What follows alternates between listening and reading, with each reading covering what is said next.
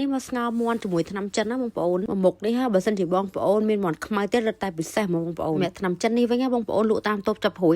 ណាក៏មានដែរបើសិនជានៅអូអាស័យវិញណាកាន់តែថ្មីល្អជាងនឹងទៀតជាដំបូងយើងដាំទឹកឲ្យពុះសិនទៅបងប្អូនយើងដាក់ថ្នាំចិននឹងមកកញ្ចប់ចូលទៅហ្មងហើយយើងងាស់វាមុនគេតទៅយើងងាស់វាបាន1ម៉ោងទៅបងប្អូនទឹកស៊ុបរបស់យើងនឹងវាឡើងពណ៌ក្រហមអញ្ចឹងណាបន្ទាប់ពីទឹកស៊ុបយើងបានឡើងក្រហមល្អហើយចាំយើងបង់សាច់មាន់ចូលបងប្អូនខ្ញុំបន្ថែមវាជាមួយការ៉ុតហើយនឹងផ្សិតខ្មៅដែរបងប្អូនដើម្បីឲ្យទឹកស៊ុបខ្ញុំវាកាន់តែមានជាតិអញ្ចឹងសម្រាប់គ្រឿងផ្សំវិញខ្ញុំដាក់តែម្សៅស៊ុបបន្តិចហើយនឹងអំបិលបន្តិចទេបងប្អូនបន្ទាប់ពីភ្លក់មើលតាមការចូលចិត្តរួចហើយចាំយើងដាក់ផ្សិតម្ជុលចូលហើយនឹងដាក់សាឡាត់សងចូលបងប្អូនសាឡាត់សងនេះវាងាយនឹងឆ្អិនណាបងប្អូនពេលដែលយើងដាក់វាហើយយើងបិទភ្លើងយកហ្មងទៅសម្រាប់ថ្នាំចិនដែលដាក់នៅក្នុងទឹកស៊ុបហ្នឹងបងប្អូនបើសិនជាបងប្អូនចូលចិត្តបងប្អូនអាចស្រង់វាចេញហ្មងក៏បានដែរដោយសារពេលយើងរំងាស់ហ្នឹងគឺវាអស់ជាតិអស់ចៅហើយបងប្អូនវាចូលទៅក្នុងជាតិទឹកស៊ុបអស់លីងហើយមុខនេះបើសិនជាបងប្អូនកំពុងតែផ្ដាសាយហើយបងប្អូនធ្វើញ៉ាំហើយអាចធូរស្រាលបានច្រើនបងប្អូនវីដេអូស៊ុបមាន់ថ្នាំចិនបានចប់ហើយបងប្អូនស្រឡាញ់ចូលចិត្តជួយ like ជួយ share follow page នេះមួយផងណាអរគុណបាយបាយជម្រាបលា